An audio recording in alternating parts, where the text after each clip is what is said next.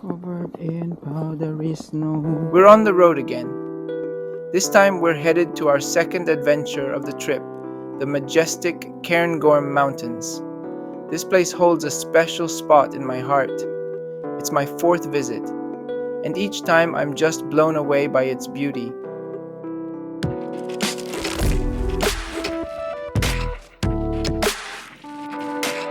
This place is unlike anything else in the UK.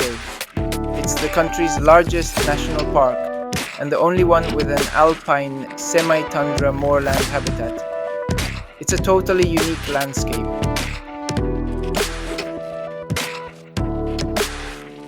Our boots are vibrating with excitement, and we can't wait to see what adventures lie ahead.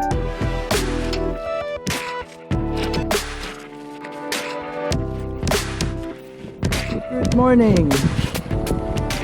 Me and the Nejo are here in Cairngorms, back after a year, back after almost 2 years for Nejo.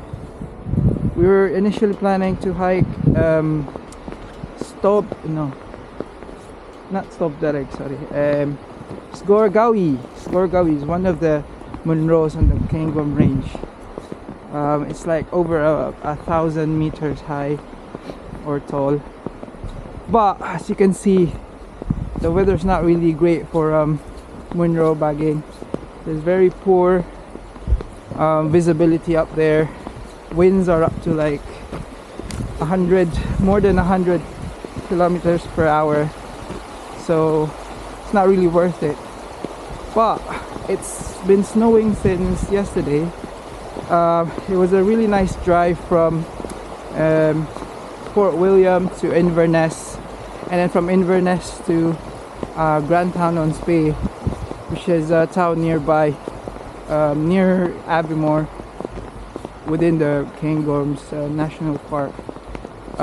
That's where we got our accommodation in Benmore Hotel. Shout out to Benmore Hotel. But yeah, we're here now. We're starting our hike. It's gonna be around 5 to 6 hour hike up to Meall, Bhuachaille, something like that. I can't pronounce it. It's probably got a Scottish pronunciation to it, which I wouldn't dare butcher. It's only 800 meters high, so it's not currently classified as a Munro technically, but it's still quite high. 800 is still quite high, higher than most hills or mountains in England. Loch Bhuachaille. On Loch Bhuachaille. Actually, we'll go straight. It's leading us to the trail.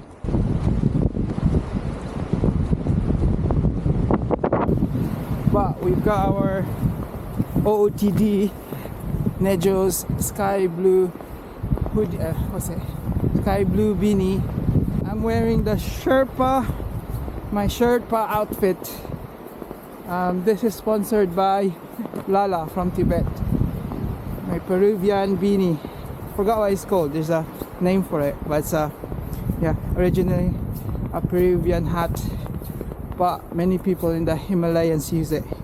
Yeah, I think this is the trail leading to Lake Bhuachaille. We were there last time about 1.5 years ago.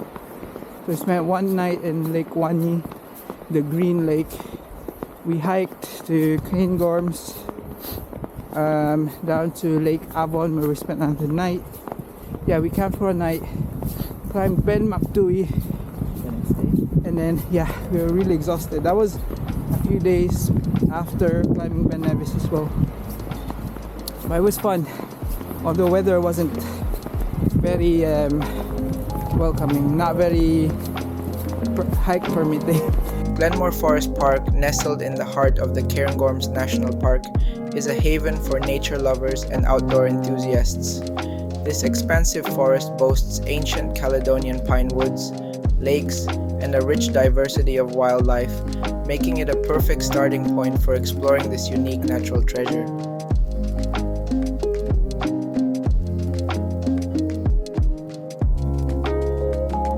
The wind was relentless, I reckon around 40 miles per hour, although it was not too bad since the pine trees provided a lot of protection from the wind chill. A couple of miles more, and we finally reached the Green Lake. Finally back at the lake, Bhuachaille. Loch Bhuachaille, also known as the Green Loch, is a small, enchanting body of water nestled in the Glenmore Forest within the Cairngorms National Park. Its most striking feature is its unusually vivid turquoise green color, which is said to be caused by a combination of algae in the water and the reflection of the surrounding foliage. Legends suggest that fairies wash their clothes in its waters, thus contributing to its unique hue. The name Anloch and Bhuachaille itself is Gaelic for green small loch, further emphasizing its distinctive characteristic. Yeah, we camped like right there on that side. But it's now filled with water. It's quite swollen at the moment. This is probably the level during winter, because we came here during summer, like July, and the water level was right down there.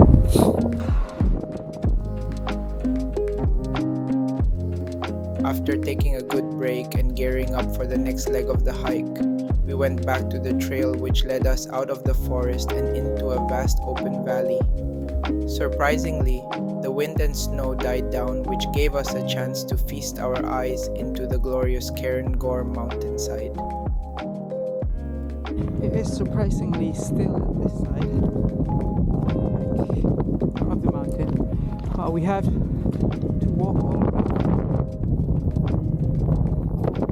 Spoke too soon, but the wind was crazy by the lake. Here's a bit more manageable, but we have to walk all the way around the mountain before we can climb that up to the peak.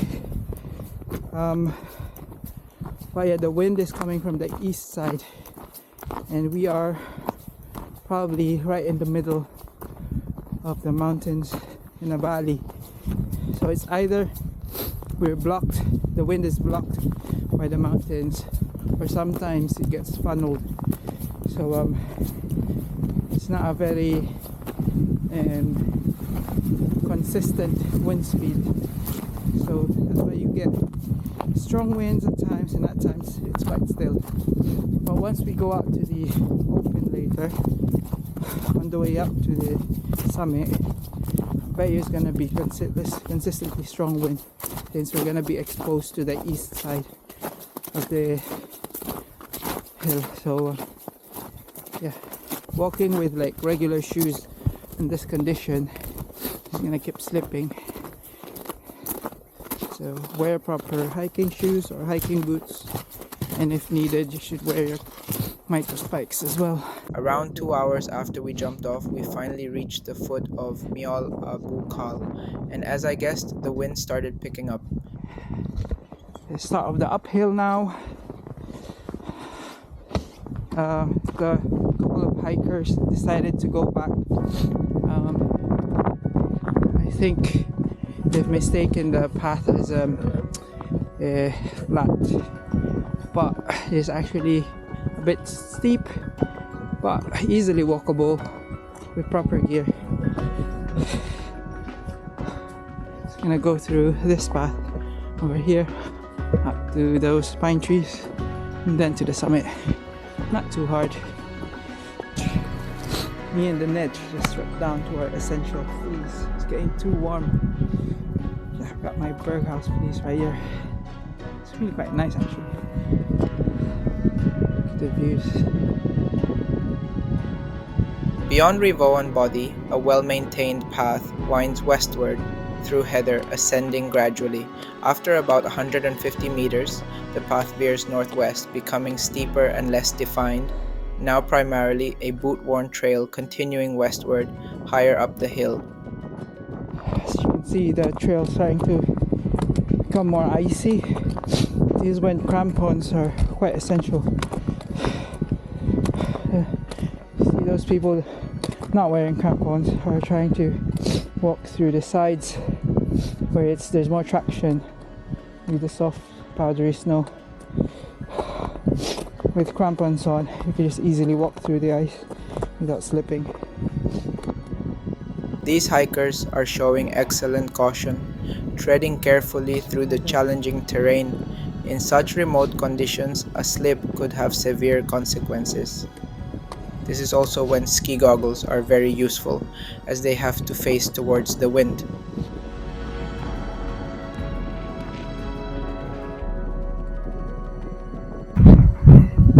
I think we're almost at the top.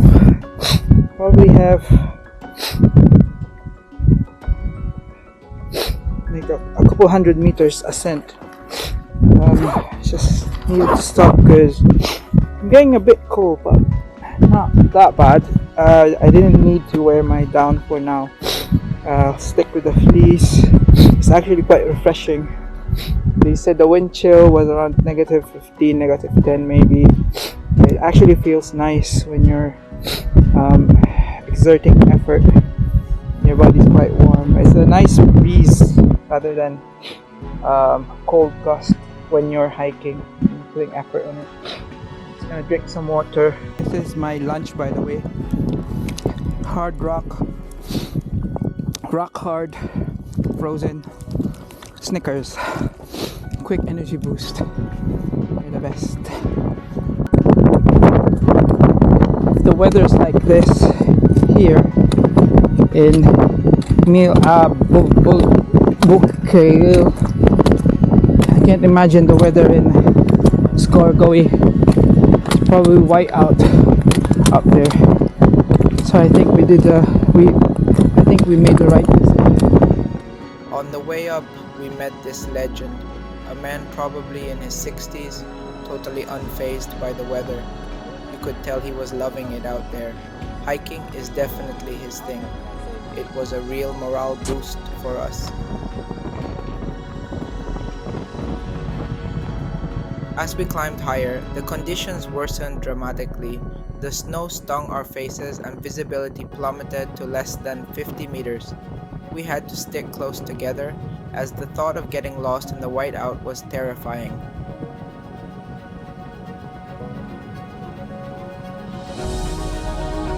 Moments later, the cairns are in sight. We have reached the summit. The winds were relentless, making it nearly impossible to walk.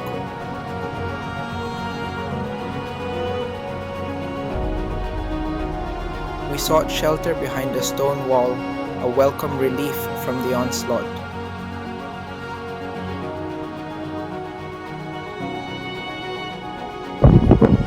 Right, we're finally out of the wind. So nice. Snow. Look, yeah, snow's quite deep on this side of the mountain. Yeah. So we are properly geared. And we're trusting Katula.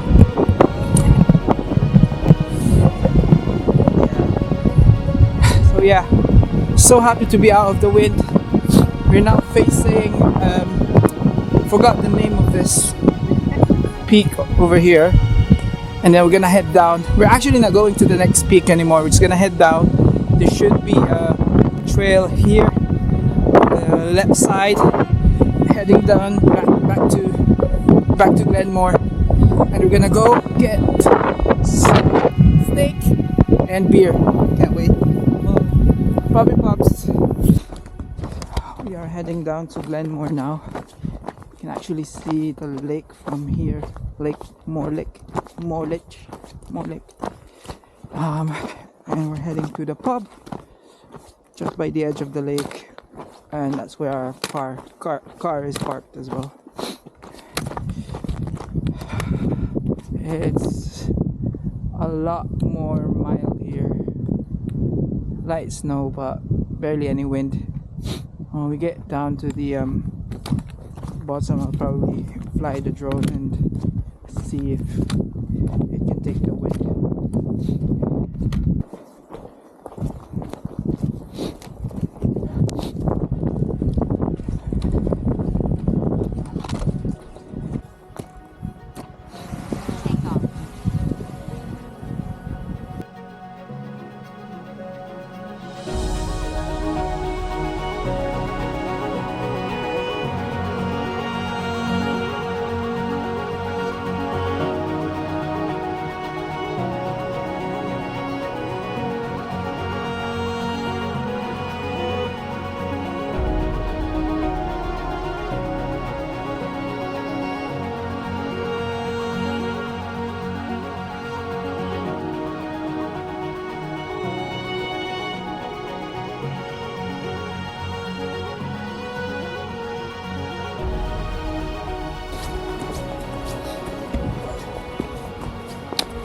we're now almost at the end of our hike. Probably a kilometer or two more. It's quite flat already. We've taken off our micro spikes. It's a lot easier to step on these soft snow. There's no ice or anything. It's much easier. But yeah, we've done it. Nej, how was it? What do you think about the mini Munro bagging? It's worth it. Worth It's it, isn't it? safer compared to Cairngorms, which Munro was definitely, yeah. If we went to Sgor Gaoith, we probably wouldn't enjoy it. But this one really had fun. Even though the wind was really battering us, but it was only mainly on the summit. During the walk, it wasn't too bad, especially that we were facing against the wind on our way up. So we're facing west, northwest or something. So our backs were against the wind. Yeah. Going up, and then going down, we're actually battering our backs and our left side. Yeah, it wasn't too bad. We didn't even need the goggles. And on our way down, we just wore our we didn't even wear any goggles. On the way down, the wind was being blocked by the hill, by the mountain, so it wasn't too bad. It was a good strategy for us. Yeah, I had to use the goggles when we were almost at the peak, because of course we want to like face all directions and look at the view. At the beautiful view. But the forecast for the visibility was, is it moderate or peak? Well, there were Poor? spells. There were spells of like there were breaks in the clouds sometimes when the wind would slow down and the sun would peak a bit, and then it would just disappear eventually. But overall, it was really windy, quite snowy. Not heavy snow though, which is, I don't know if it's a good thing. I would love to be in a heavy snow. It's like a blizzard. Wind. Yeah, but it's at least I can imagine if it was heavy snow and strong wind, you can barely move because it's really battering you. But yeah, that was fun. We will probably come back next time to try to bag another Munro if the weather permits. But after this, we're gonna go grab our warm meal, cold beer, and drive back to Grantown. Happy days. See you later. Alligator.